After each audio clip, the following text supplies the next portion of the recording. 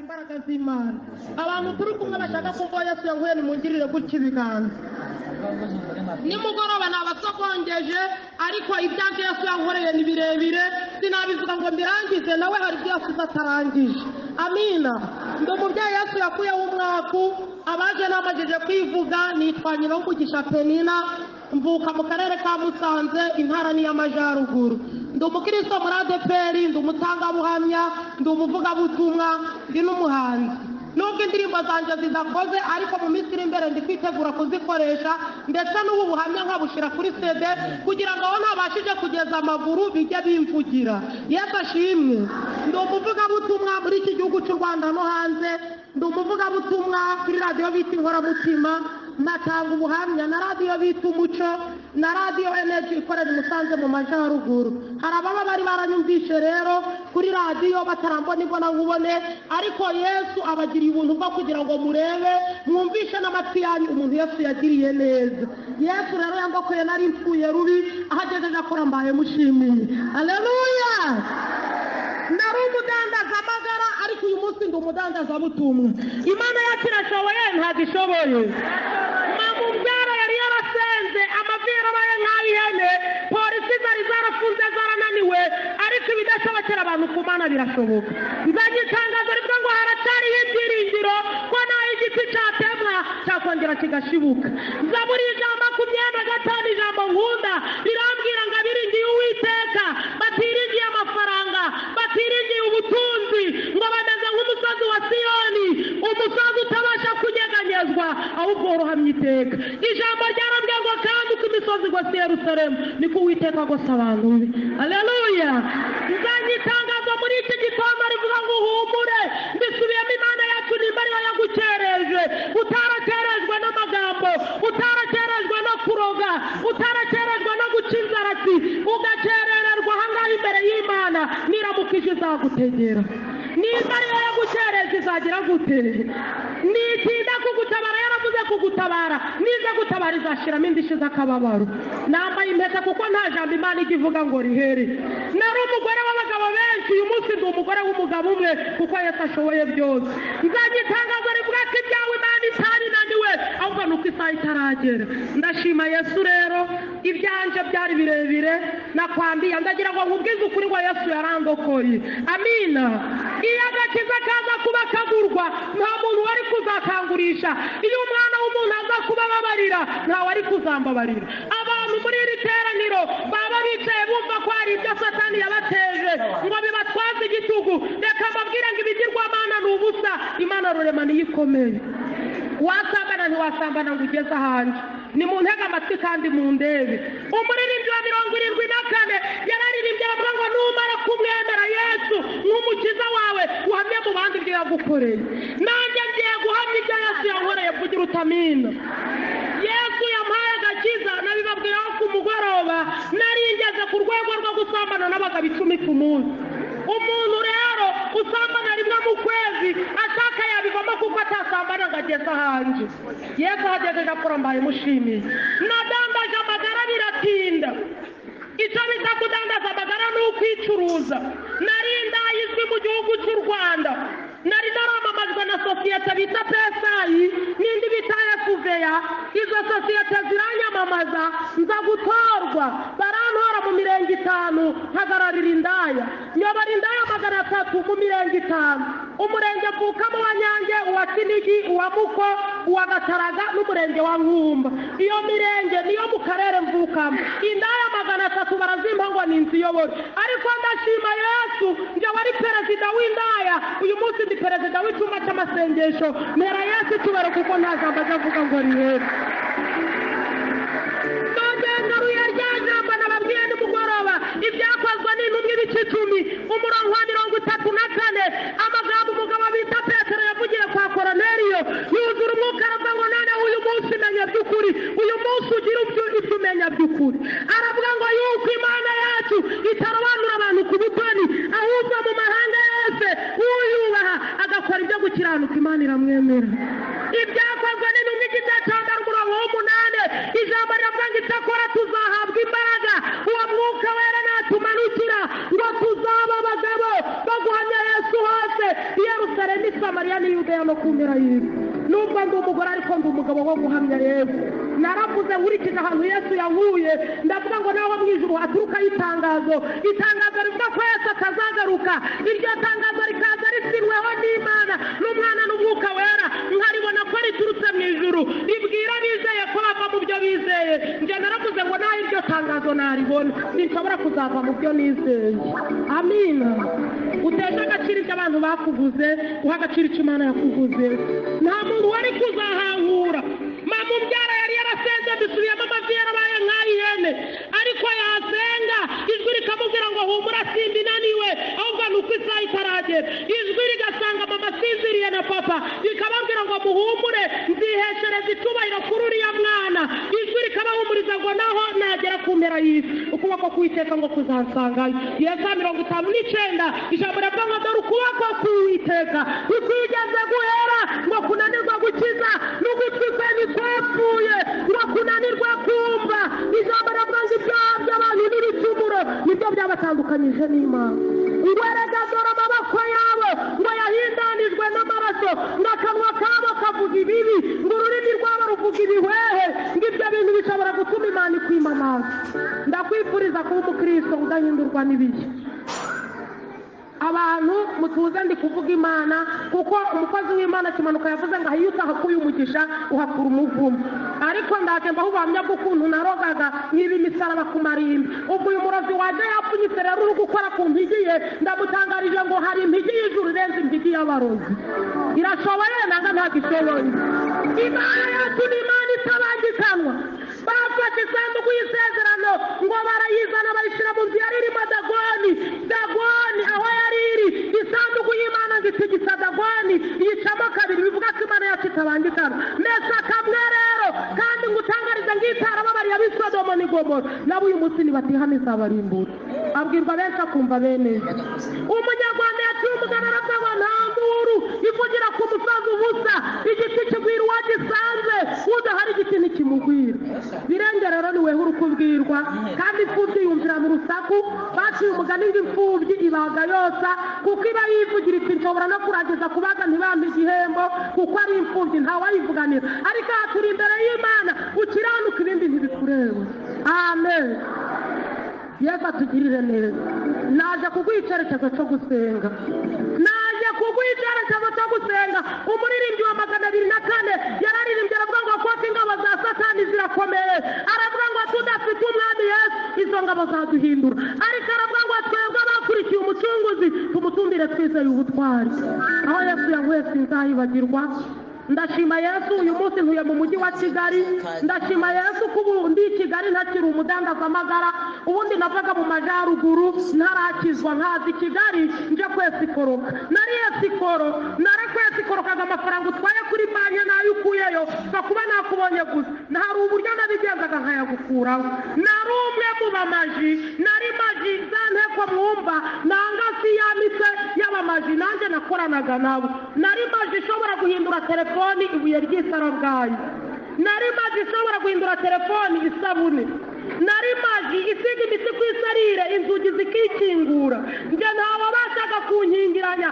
Naribaga nashaka kwemeza umuntu umugore n'umugabo baryamye nakoresheje imbaraga z'abarozi. Mwabyumvishe ko badatunze Yesu izo mbaraga zabahindura. Nagenzaga gutya nakwinjira mu nzu umugore n'umugabo baryamye nkabakura kuri matera nkabasiga ku gitanda, babyuka bagasanga urugi rurakinze kandi matera ntayo, iryo shano bakabura uko barivuga. Izo zari imbaraga nakoreshaga. Nyuma ngasaba ugera bwa nyuma ruhinga ngasubirayo nkababwira nti ibintu byababayeho mu minsi iri imbere mwarabibonye, bagatinya kubimbwira. Nkababwira ngo nimumbwire nzanye igisubizo cy'ikibazo mwagize. Mucecekesha amajwi ndi kwitangira ubuhamya bw'aho Yesu yankuye. Ngaho umurozi natekenike nimba azageza hanze nakore.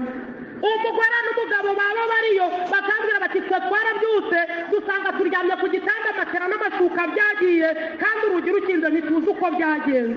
Nkababwira ntiwabikoze ninjye uko mfite ububasha bwo kwinjira mu nzu nkabatwara icyo muryamiye ntimukibona ntimubibone nimutajya mu mpa yo mukorera no kubatwara ubuzima nzabutwara. Bagahita bagira ubwakaye nkababwira ngo stop ndabiyamye muhagarara aho mugeze kuvuga nihagira uwo mubibwira nkabimenya imbaraga mfite zizabinire bazasanga mu gitondo mwapfuye. umugore n'umugabo nimba bafite akazi barakoraga ukwezi kwashira umugabo akagira gutya akampa amafaranga atari nje wayakoreye n'umugore yaba yafite akayamba barengera ubuzima bavuga ngo ntagira gute ntabica abo binaniye baratorongeraga bakaja Buganda abandi kirorerwa abantu nabatatanyirije mu mihana itandukanye kubera imbaraga zanje batinyaga ariko ndashima Yesu hahandi abantu batataniye bambunga ndashima Imana yo mu gihugu cyo mwijuru kwara abansigaye ngera bakambona ntakiri umurozi ahubwo ndi umuvuga butumwa yo Yesu yahinduye amateka abantu bahindura amagambo aka kanwa bumva kavugira Imana narinzi gushira isoni cyane nashiraga isoni umushizi w'isoni uri muri biteraniro arekeraho ntiyageze ahandi nari umushizi w'isoni nakwambi naratukanaga nari umushizi w'isoni nzi kuraza abagabo n'abanyina abagore nzi kubarazana bazi narinzi gushira isoni umuntu naramutukaga akiruka yikunkumura akavuga ati muramenye ibitutsi bitangendaho ariko ndashima Yesu ko akanwa kashiraga isoni uyu munsi kari kumuvugira ni mu mpere Yesu icyubahiro Yesu ntataza kurana n'ataza irashoboye nanga ntagishoboye nari umurwanyi nararwanaga nakubwiye ngo na polisi zari zarabinaniwe nageze nja kwiga ishuri rya karate mvamo nzi gutera imigeri igera murenye nzi gutera umugeri bita amayigeri nzi gukubita icyo bita ya kuzunga nzi gutera jido nararwanaga ngakora karitoma iyo nashakaga kwiyenza natangaga abagabo nkagira uku none nari nzi kurwanisha izi ntoki ibiri icyo bita ndonogo nararwanaga n'umuntu w'umugabo namuteraga ikofa nisimbukuruje amenyo nkayakuramo ndashima Yesu amaboko yateranaga amakofe afashe bibiri amaguru yateranaga amayigera ari kubyinira Imana haleluya haleluya Yesu arashoboye nanga ntagashoboye Imana yari yarabwiye mama ngo nziheshere icyubahiro kuri uyu mwana kandi mu muryango mvukamo n'umuryango w'abana 10 namenye ubwenge nsanga papa na mama bakijijwe papa ari umukuru w'itorero mama ari umudiyakoni nje Satana ntwaza igitugu ndi umwana wa gatanu iwacu Satana ntwaza igitugu ankoresha uburetwa reka nkubwire mama nta jambo yagiraga muri karisiye yaratambukaga abantu bakaryana inzara bakizera nyina wa yandaye ariko ndashima Yesu mama wari nyina w'indaya mbisiyemo ngo ni nyina w'umuhanuzi Yesu iyo avuze biraba yategeka bigakomera kandi aho Yesu yageze birahinduka mvugira utamini Yesu yankoreye imirimo ntari gukora ni mu ndebe kugira bareba ku ruhande hari ibintu byinshi byandebye bitagira umumaro mu ndebe nta soni mfite n'ingira isoni ninje urareba ku ruhande nababwanga Risanaeli umwe yatundiye undi amukuraho umugabane w'umwitero iyo umwe aza kurangara ntiyari kumenya aho umuyaga watwaye umwitero kwambuka Yorodani byari kumurusha Imana y'amahoro itugirire neza kora mugenzi mu kiganza umumbwirire gufashe gufatwa gutyo gusa haleluya nari umurozi uzingira abakobwa iwabo nari mfite imbaraga bari barampaye imisi y'abarozi yo guhinga udusimba bita udusamunyiga utwo dusimba ndaduhiga mu buvumo ndaduhiga mu migezi ariko ndi kubona abantu imitima yabijagaraye ubu buhamya ni ubwanje n'ibintu Yesu yankuyemo ntabwo bari ibintu by'ikinyamakuru ahubwo ni imbaraga z'Imana ndi kubabwira umuntu rero uraza kumenera amavuta nanga akayakotora turaza kubipfa ahangaha aya mavuta mubona atuma umuntu w'umugore ahagarara agahamya Yesu aho yamukuye hari abantu no gushima byananiye njyewe rero Yesu yihereye izi imbaraga wimenera amavuta haleluya kandi ijambo ryaravuze ngo utazamuhamiririza imbere y'abantu nawe ntazamuhamya imbere ya data n'abamarayika nta soni mfite usibye iz'ibyaha byanje nimba narashishikaye nkorera Satani ngashishikara nkora ibyaha uyu munsi nkwiriye gushishikara ngakorera Yesu nkwiriye gukora umurimo w'uwandi imyaka iri ku manywa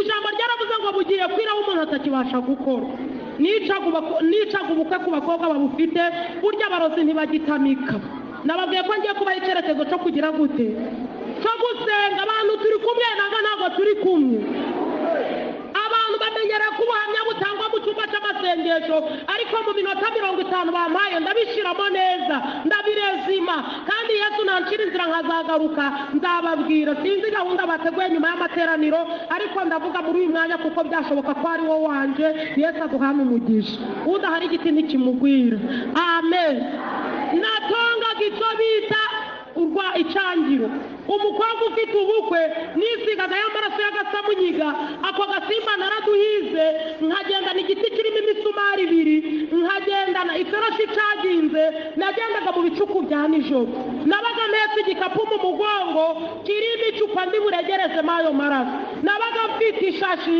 ndi bupfunyikamo inyama z'agasamunyiga ni misiyonari narahawe naragahigaga rero abarozi bari baranguriye imiti yo kunywa kugira ngo nzajye nukirwa narahunahunaga nk'uko muzi mbwihunahuna ahari ubuvumo ninjiramo ahari igihuru nsasekamo amazuru ahari urutare nkahategera mpiza agasamunyiga iyo nakavumburaga rero hari aho kanukiye nakubitaga y'urumuri rw'isitimu kagasamunyiga kakavumbuka kirukanka gashaka kurwana n'ukamuritse abatakazi ni agasimba kagira inzara kararwana kanaranuka n'iyimbwa ikishi ishobora kumara icyumweru ikinuka ibyo binuka rero njyewe sinakangwa nabyo ndaduhiga udusamunyiga iyo nakavumburaga rero nagakubitaga cya giti kirimo imisumari ibiri agasimba kari gusamba katarapfa nkakegera nkagaca umutwe narangiza ngafata igihimba cyako nkagicurika muri rya cupa ryari icupa ringana na litiro amaraso n'amazi nkagakamura nkabigakuramo namara gukamura amaraso n'amazi y'agasamunyiga ngapfundikira icupa ubundi nkicara nkabaga nabaga mfite komande y'inyama zako zo mu nda kuko abarozi bantumaga uburyo butandukanye umurozi rero yambwira ati umukobwa wa runaka afite ubukwe nanga se umugore wa runaka akundanye n'umugabo we genda umunterera icangiro nafataga y'amaraso nkayisiga kandi aho natambukaga bumvaga umunuko wayo nuko nyine ibitakureba ureba iruhande nje yari misiyo nakoreraga satani nshishikaye uyu munsi ndakorera n'Imana nshishikaye umukobwa nagiraga gutya nkamuhobera burya ndi kubaha icyerekezo cyo gusenga uwasengaga rimwe nasenga kabiri uwasengaga kabiri asenga gatatu umuririmbyi yaravuze ngo tudafite Yesu izo ngabo zagira gute zaduhindura ngo ariko twabakurikiye umucunguzi tumutumbire twizeye ubutware abadafite izo mbaraga rero utakwambuye aragukerereza baturirimbiye baravuga ngo nitwubake nk'uko Yeremiya yubatse ngo kandi babarangiye impamvu imifuka yanyu yatobotse nuko mutari gukora ibyo Imana ishaka ko muyikorera Imana y'amahoro itugirire neza umukobwa nagiraga gutya nkamuhobera ubu byose sindabivuga ndamutse mvuze ubwenge nkabitondekanya ku murongo uko nabikoraga dore neretswe abarozi barayabahanguye bati nanjye natawe kwa runaka nkamurangiza reka nkubwire ngo hejuru y'imbaraga zawe hari imbaraga z'Imana Imana yacu ntiyerekwa irareba ireba urushishi rw'umukara mu rutare rw'umukara mu ijoro ry'umukara yambwiye ngo nongere mvuge ko itarababariye ab'i Sodoma n'i Gomora nabo uyu munsi nibatihana izabarimbura ntacyo wantwara ndivugira ibyanje n'ingende nimvuga ibyawe ncecekeje ndavuga imbaraga z'Imana ubundi hari abantu ubwo natangiye gutoneka ngo tekenika maze turebe ko uratekenika umuntu Yesu yavuzeho nta nkubikubita umunyabugingo kandi inuma y'inyabugingo itorera mu itongo ry'uyihiga ntacyo wadutwara hari ubwoko butarogeka amina umukobwa nagiraga gutya nkamuhobera nkamuha imisaya namutogaga za mbaraga z'amaraso y'agasamunyiga ubu rero ukuntu abantu bose baduhobera siko badukunda nguhaye icyerekezo cyo gusenga ari wewe ugiye guhoberwa mwiza kuzana imunyumvi umuntu akirambura amaboko agaguhobera ujye ahita witonga amaraso ya Yesu nawe ugiye guhobera kuko utazi uwo mugiye guhobera n'uwari we nawe uje witonga amaraso ya Yesu kuko igihe cyose umuntu aguhobeye ntiwamenya ibyo aba ari kugusiga neretswe abarozi bagenda bagakora mu mazirantoki yarangiza akaza gusuhuza umuntu akamutonga ngo uko umuntu atakwituma umwanda ngo awusubize nk'ibiganza ngo abe ariko umuntu wese uzamubona azamwaka ubu hari abantu bari mu iteraniro batonze amabyi ariko Imana yavuze ngo amabyi abantu babasize igiye kuza kuyabakuraho haleluya haleluya naho umukobwa imisaya nkavuga amagambo 12 ariko yose mwabyumvishe sinayavuga kuko nyavuze umurozi yatahakaja kurangiza abantu kuko hari abaroga ariko byose batabizi ndikumva amajwi ni mutuze icubahiro ni ic'Imana kwa kundi muhobeye navugaga amagambo 12 ariko reka mvugane ndamutse mvuza n'umunani utayazi kuko hica umutongo ntiwamutonga ngo bikunde areka gusara n'ugushishikara ariko ndashima Yesu ko ibi bisazi nasaze n'ibisazi bitagatifu n'ibisazi bidatoragura amashashi n'ibisazi bidaterana amabuye haleluya narashishikaye mu byaha ndashishikaye mu by'Imana nahobera ku mukobwa nkamuha imisaya nkavuga ngo iburyo n'ibumoso uzakubona zakwanga ndikugira gute ndi kumutonga nkavuga ngo imbere n'inyuma uko agasamunyiga kangwa aba ariko umuntu wese uzakubona zakwanga nawe yaba ataritonze amaraso ya Yesu rero agategereza ubukwe iriri nari umurozi uroga imirima kutera narogaga umurima wari kweza imifuka 10 y'ibirayi. Reka ntanga urugero ku birayi kuko ari byo byera iwacu. Iyo nageraga mu murima wawe nagutongeraga umurima, narinzi imbibi z'abahinzi nkuwadikanyije nabo, aho bari gusarura imifuka 10 ukahakura ibiro byinshi 50. Urumva Yesu atarandokoye. Abantu rero batagiye gukora Imana nk'uko bikwiriye, izemera abarozi binjira no mu mirima yabo. Nari umurozi warogaga icyo bita umwahuro. Nateraga umuntu umwahuro mu muhanda atarangaye, imodoka itamwahuranya, moto ikamwahura. Nari umurozi uteza abacuruzi inyatsi.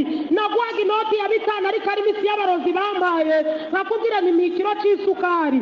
Wampa ikiro cy'isukari ukangarurira 4,300, bivuga ngo isukari yabaga igura 700. Ya mafaranga narayafataga nk'uko umurozi wantumye yantegetse, nkayatwika.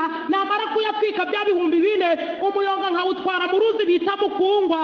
Urwo ruzi abatazi mu majaruguru yuva ikigarura rwambuka, niyuva imusanzu z'ikigarura rwambuka. Nkagenda nkajugunyamo wa muyonga, wa mucuruzi nkamutonga, nkavuga ya magambo 12 abarozi bantegetse, nkavuga ngo kuyu mugezi utemba ubudakama, abari kamarira y'uyu mucuruzi azahora atemba atagira ishikizo. Iyo nakurogeraga uwo muyonga nkawutamura uwo mugezi, ngasanga uri wa muntu urya icya 10 n'amaturo, ngasanga uri wa muntu uri mu murimo w'Imana ari kuri mutarimo umeze nka mununi. Narakurogaga iduka rya miliyoni 10 nizishake zibe na 50. Narariyoyoraga mu kwezi kumwe miliyoni 15 ukayoberwa ahantu zinyuze. Tudafite Yesu izo ngabo zaduhindura.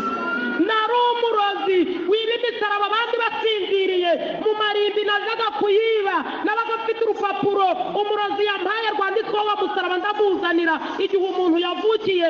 Namurikaga kuri buri gituro, nkongera nkamurika no ku rupapuro. Nararaga nzenguruka irimbi nshaka wa musaraba umurozi yantumye, nawubona nkawurandura nkirukanka cyane. Iwacu abatahazi harakonja, imvura yabigwa yabitagwa, sinakangwaga n'imvura, nanga imbeho. Nakoraga umurozi yantumye gukora. Umusaraba namara kuwurandura narirukankaga no ku murozi wawuntumye, ngakomanga. Umurozi agakingura tugahererekanya. Yamperezaga 20,000 nkamuhereza umusaraba. Pawulo arandika ngo maze kwakira umukiza, ibyarinda muyange byamuhindukiye igihombo ngo kunguka Kristo. Icampa ibyarinda mu bigahinduka igihombo. Haleluya. Nari umurozi nibaga ubutaka bari gushingura, kwa kundi bahamagara bati muze musezera ku muntu wapfuye, ntawagusubiza inyuma ugiye gusezera. Ntimubibona ukuntu bayora ubutaka bagatereramo. Njyewe nabaga mfite misiyo, narinzi kurira ibimwira n'amarira bikivanga, uwapfuye n'aba muzi n'aba ntamuzi, bakagira ngo nagahinda kandi mfite misiyo yo kwiba ubutaka. Naragendaga ngakamata ubutaka bwinshi, igihe cyo gusezera ku murambo nkajugunyamo dukeya ubundi nkabusigarana, nkarira ngapfuna. Nabaga nipfutse igitenge mu maso, kandi ibyo bintu mbabwira ni ibintu byambayeho mu myaka 10. Ubu mfite imyaka 30 y'amavuko, natangiye mfite 14. Yesu yampaye agakiza ngize imyaka 25. Imyaka 9 hafi 10, wumve ko nari naratwajwe igitugu n'abarozi. Ariko Yesu ndamushima ko atemeye ko mperanwa nabyo. Uyu munsi nkaba ndi kumuvugira, nimwongere mu mpere Yesu icyubahiro.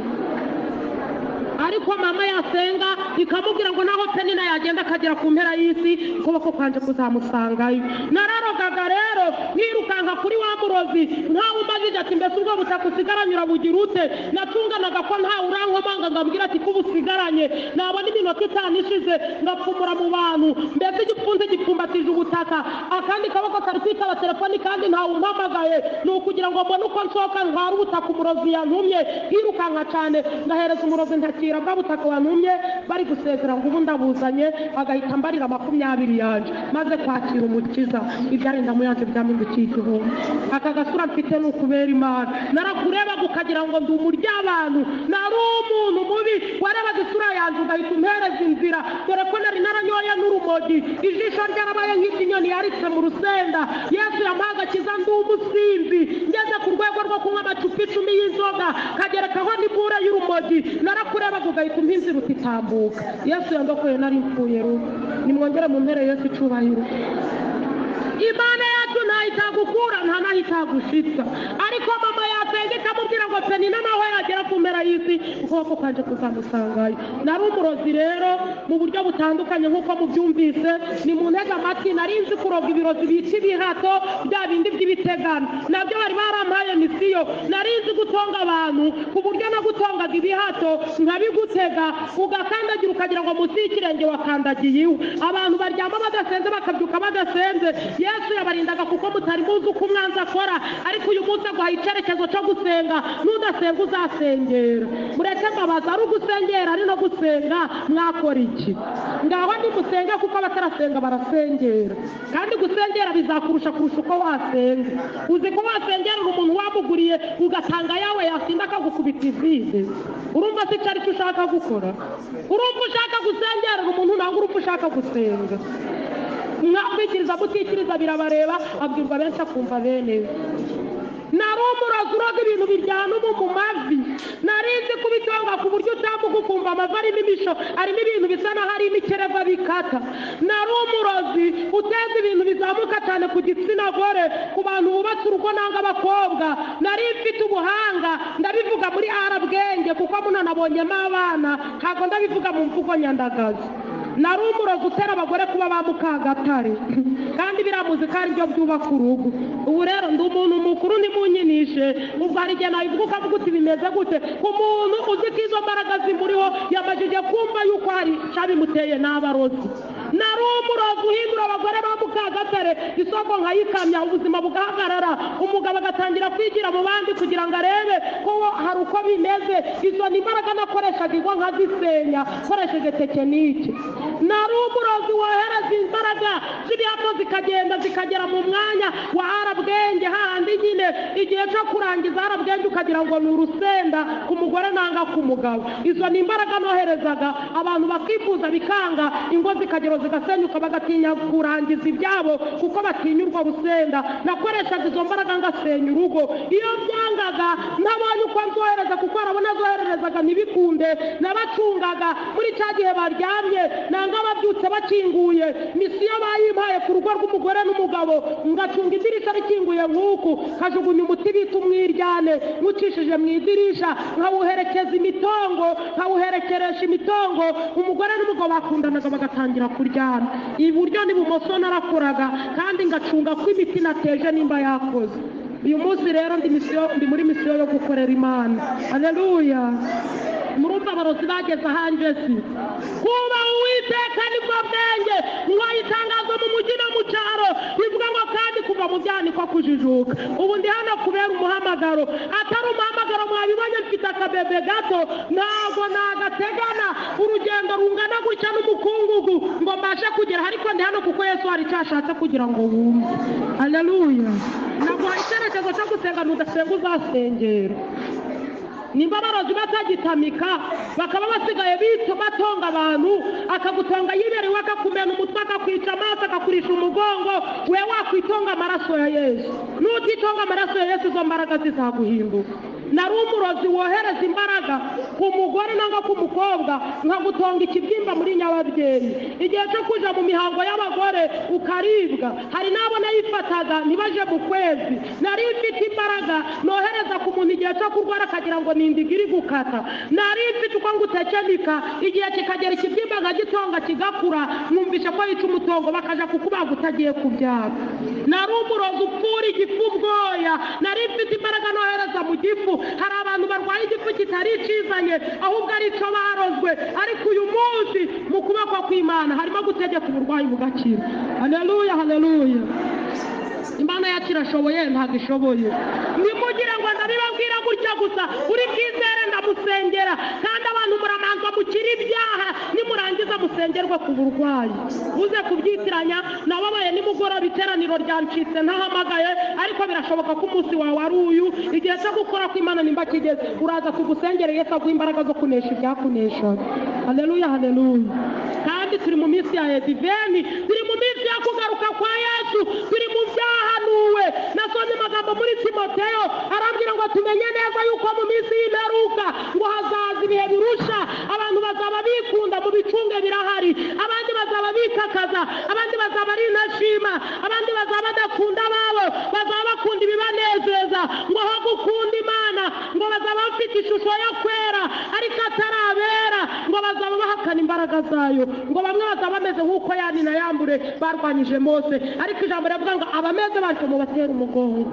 Yesu atugirire neza. Ni ibihe birusha, ariko muri ibyo bihe birusha twebwe turakomeje gukorera Imana. Yobu yaravuze ngo naho napfa nimuntege amatwi, aravuga ngo nzapfa nyiringiye, nzarinda mpfa nikuyeho kuba inyangamugayo. Umbabarire ureke kwikuraho ubunyangamugayo kugira ngo Yesu akugirire neza. Impanuka yatubwiye ngo mu bakera banywanaga amaraso ngo watatiraga indahiro ngo ntabwo yaburaga gupfa. Nimba rero baratatiraga indahiro uwayitatiye agapfa, Imana yacu nayo nutatira indahiro mwagiranye no gupfuza.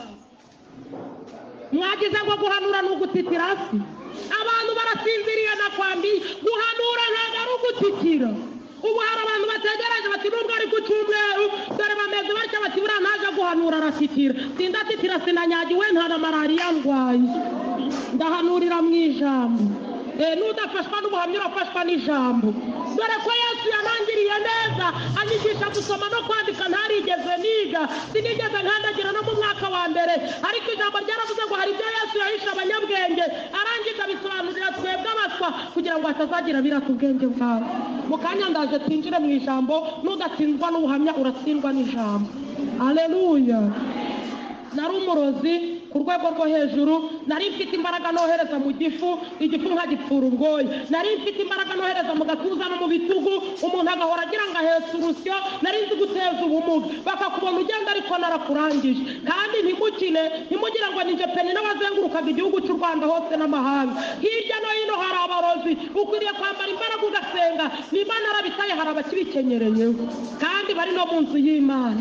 Ariko reka mbabwire, Imana ni mu ntege amatwi. Iri joro ndyamye yambwiye ngo ntangarize iri teraniro kwije guhagurutsa no kongera kwicara. Yambwiye ngo iraje kugosora, iraje gutandukanya inkumbi n'amasaka. Imana yambwiye ngo ije gutandukanya ibiti byumye n'ibiti bibisi. Iraje gukura ibirura mu ntama, iraje gusora no kwinjiza, ngo ije gukenyeza no gukenyuruza, iraje kwanika no kwanura, iraje gukura ibyishushanya ku muriro. Kontroli meni ya dosaya zizi ya kuwa mando. Imana yambwiye ngo iraje gukora kontroli dasa, iraje gukorera kontroli umurimo.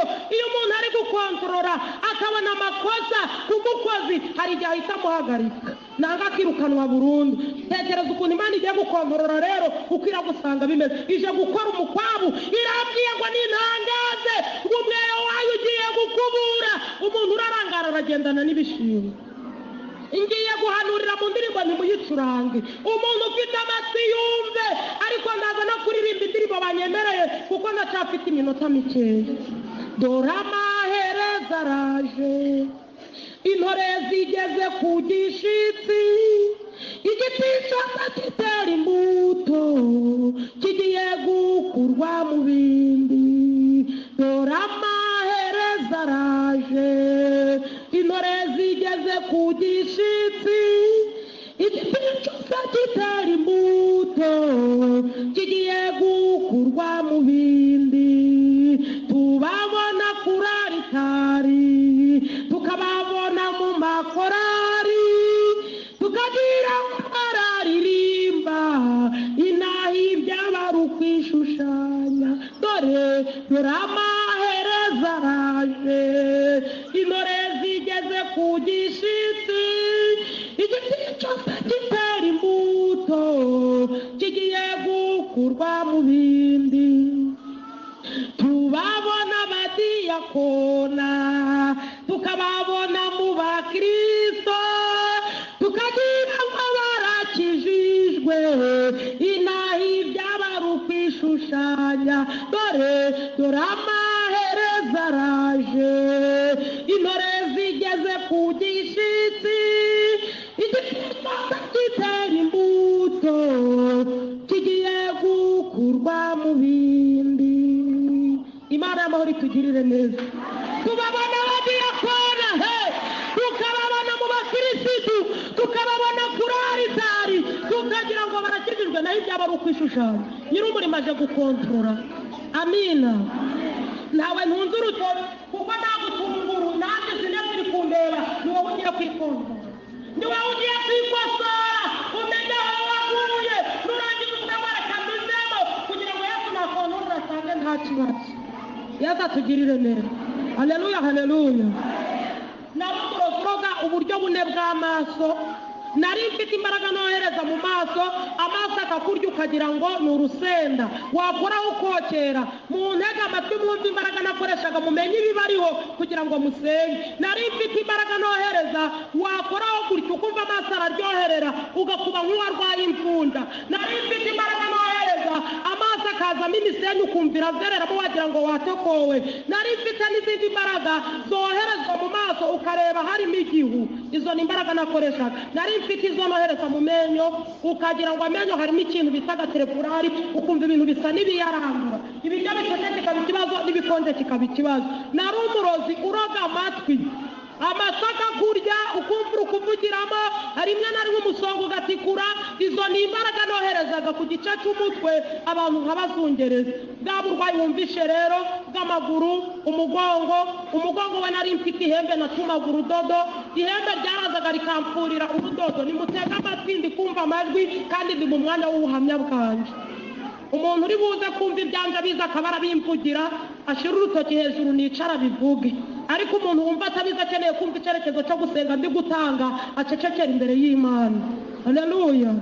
Ibi birashoboka ko ariko abantu barasinzire. We uwo muntu usinziriye nta soni afite, ntunkururire butuku. Abandi buzura umwuka wawe wuzura ibitotsi. Kanguka, Yesu ari kuguhamagara. Kanguka, kanguka, yewe usinziriye we. Kanguka, kanguka, yewe usinziriye we.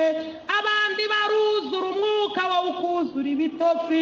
Kanguka, kanguka, Yesu araguhamagara. Kanguka, Yesu ari kuguhamagara. Iminota iragiye. Nari umurozi nk'uko mbibabwiye, nari nzi kuroga ngatekenika ibintu byose bikemera. Rimwe rero njya kuroga umukozi w'Imana pasiteri, iminsi iba myinshi ariko igahimwa n'umwe. Umunyarwanda yaciye umugani aravuga ngo utaranirwa agaramye agira ngo ijuru riri hafi.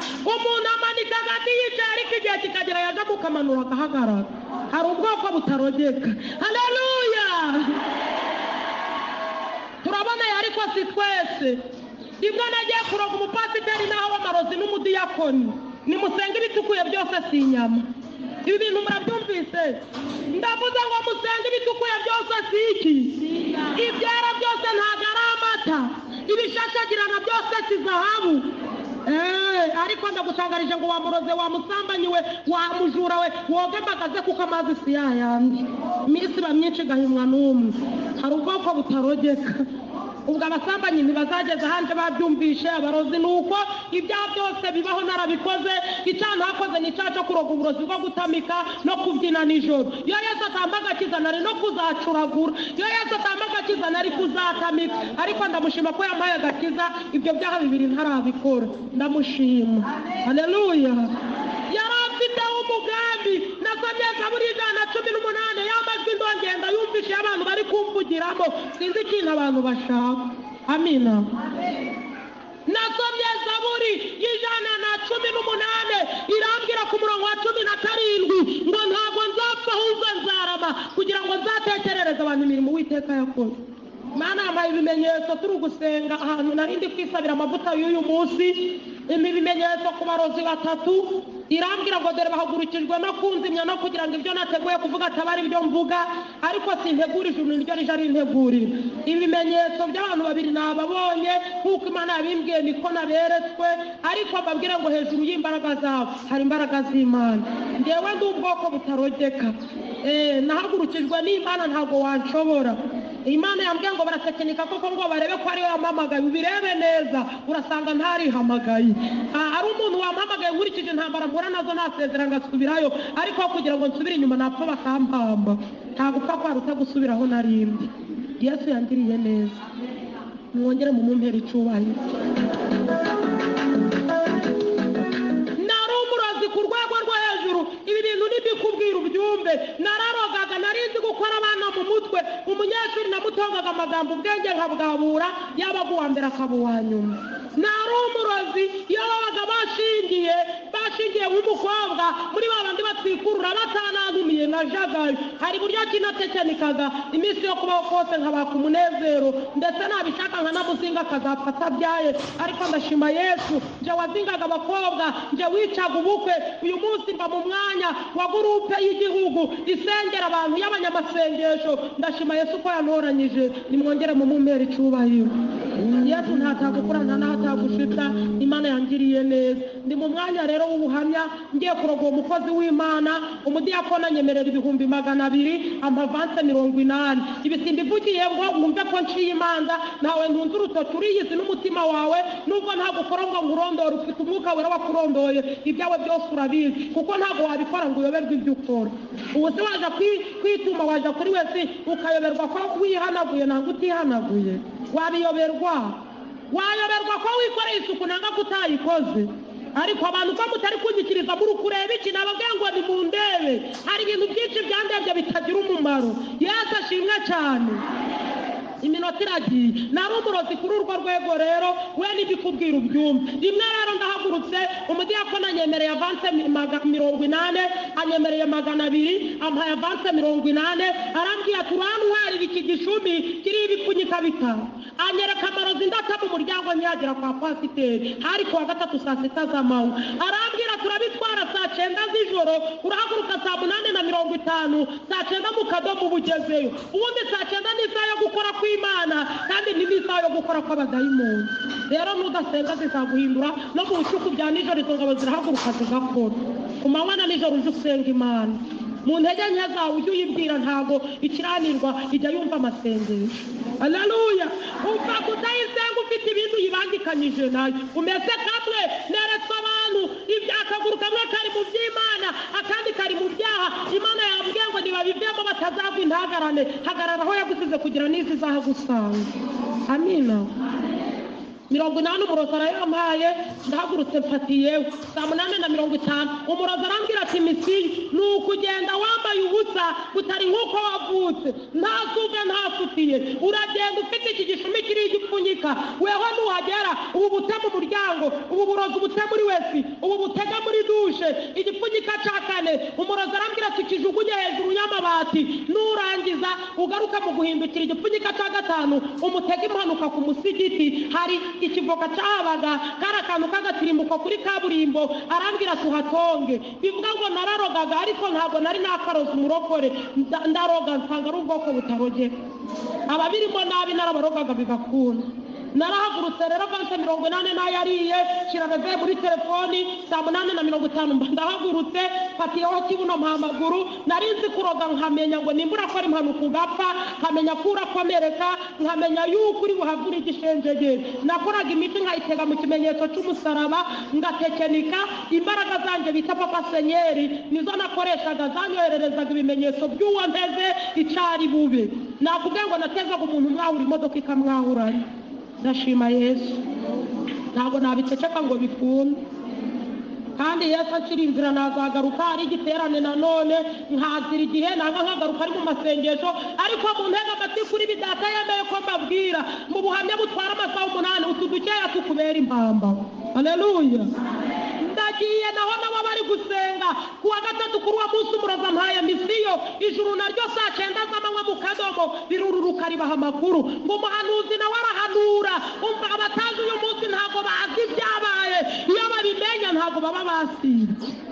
Iyi ni Imana yatumye uza ahangaha, naje kuguha icyerekezo cyo gusenga. Saa 9 Imana irururuka umupasiteri amakuru, saa 6 z'amanywa umurozi yambaye misiyo, mfite gahunda yo kumuroga saa 9 z'ijoro, saa 9 z'amanywa Imana iravuga ngo bari gusenga kwiringira Uwiteka bigira umumaro biruta kwiringira abakomeye.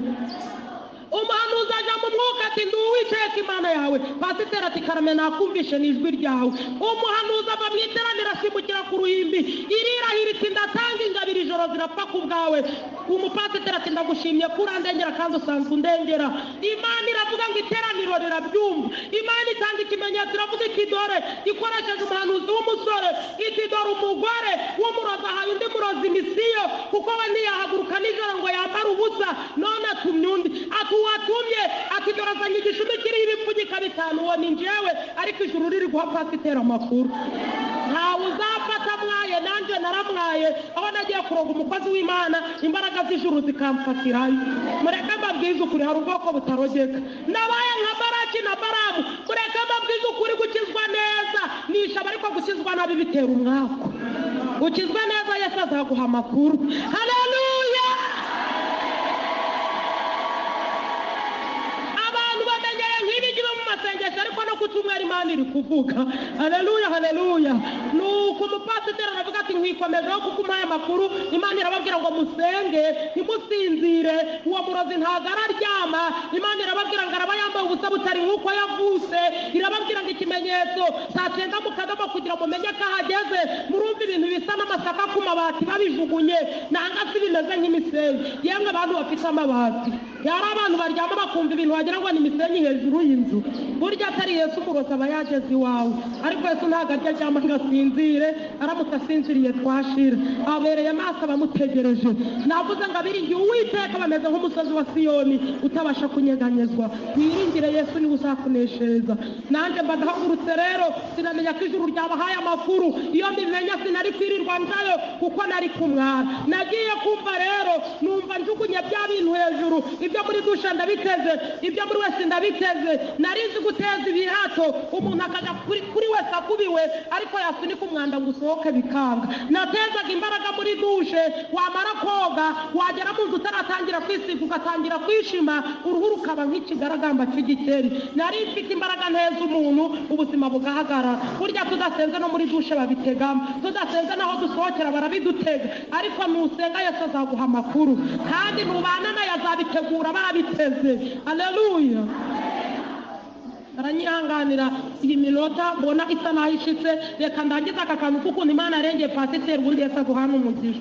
Jambo ryavuga ngo ducabica gahunda, ntabwo nakwica gahunda wampaye ariko nzahagaruka. Haleluya. Mu kubinaga hejuru numva umugabo abyukije umugore kuko hari saa 9 kandi bari maso, ariko Imana yari yanababwita ikindi kimenyetso. Ahari abatega igipfunyika cya gatanu nyuma y'uko musenga imbaraga z'Imana zikabitesha agaciro, ataragenda gutega ibintu ku musigiti. Imana ibwira pasiteri ngo mu gitondo saa 12:45 tarota uri maso urabona impanuka. Imana iramubwira ngo umumotari aragonga umukecuru apfe, uwo mumotari aracika akaguru. Imana iramubwira ngo pasiteri nuba niyo mpanuka urambura ibiganza nshime kuko n'ingabo ndatanga zifite ku bwawe. Imana igitanga ingabo zigapfa kuga umuntu wayo. Uwo mupasiteri yafashe amakuru afatika kuko yari iri imbere y'ikiyemwe, yari ari imbere y'Imana imuha amakuru agize gute. Yarabitahanye rero kandi Imana iramubwira ngo uwo urakora impanuka akagonga umukecuru ni umumotari, yari perezida wa korali. Ayivamo atumurimo agura motaramotari. Imana ikamutuma ati ntabara mbambe nkorera nzagutabarira mu murimo. Aravuga ati nje nanirwa kwishakira inkwano, nje nirirwa nyobora korali barasuzuguye umurimo arawuta. Imana irirahira ngo ari kuwa kabiri iravuga ngo nzagukoresha impanuka ari saa 12:45. Iramubwira ngo banze kunkorera ufite amaguru abiri, ndakuraho kamwe uzankorera ufite kamwe. Ubakorera Imana afite akaguru kamwe, ushaka wakorera Imana ugifite uburyo. Ubu nje ndi kuyikorera kuko imirimo nirangira Yesu azancura. Amen. Ndi gukorera Imana hakiri ku manywa. Uwo muhungu akaguru kakarahavuye bamwita James, uyu munsi tuvugana nta kaguru afite. Uwo mukecuru yari umudiyakoni ariko aba mu nzu y'Imana aroga. Abahanuzi bari mu cyumba basenga bakuzura umwuka bakavuga bati umurozi hagira ugira umwuka w'ubwenge yamwongorera. Umukecuru akarahira ati ndakaba macinya hakaba n'umuti w'umutwe nzi kandi yari umurozi gahanga. Yararogaga akaroga no ku cyumweru, mwabaga mwicaranye ufite ikibondo wahuma bari gusenga agakoza uburozi ku munwa w'umwana ubuzima bukarangira. Imana irirahira avuga ngo nzakwicara saa 12 ariko uwa kane nzagukoresha impanuka ya moto. Imana itangaza urupfu rw'uwo mukecuru iravuga ngo uzapfa urupfu rwa Kabarore, umuntu wese azagufataho ijambo. Ubwo abandi bakora impanuka bakabatabara, we ntawe wamutabaye ntawe wamupfunnye, baramufashe kwa kundi umuntu aba yacuramye impanuka ibaye umutwari yawushinze muri borodire amaguru hejuru, inguti yazatwikiriye mu mutwe. Yapfuye urupfu rwa Kabarore ahaturama amasaha 3 kuko yari yaranze kumvira Imana, ubuzima bwe burarangira. Nubwo hari kubane kumutabara akamutwara ku bitaro agakira, ntawamutabaye kuko yari yaranze kumvira Imana. Izakugira Kabarore nutabivamo. Yesu atugirire neza. Haleluya. Imana y'amahoro ni turengere. Njyewe rero narabiteze mu kunaga igipfunyika cya gatanu tugiye gusenga. Nagiye kumva numva umugabo abyukije umugore we ati mama runaka, umugore arakanguka ati ni yaza yo gusenga saa 9. Imana turi gusenga yatubwiye biragoye ko turinze imbaraga z'umurozi ati kandi ya misenyi n'ubwo waba usinziriye nanga ya masaka ameze nk'amasaka ati mbyumvishe umurozi abitaye ku nzu ati haguruka dusenge ati wibuke ko Imana yatubwiye ngo uwo murozi yahawe avanse 80 numva amakuru barayafite kandi koko niyo bari bampaye ati Imana yavuze ngo araba yambaye ubusa butari nk'uko yavutse kandi koko niko zo ntasukiye ntibamenye tu ariko ntekereza ko ari wa murozi wampaye misiyo agahinduka akaja kubabwira sinamenya ko Imana yabivuga Imana yacu iravuga nanga ntago ivuga Imana yacu irareba nanga ntago ireba irakora nanga ntago ikora haleluya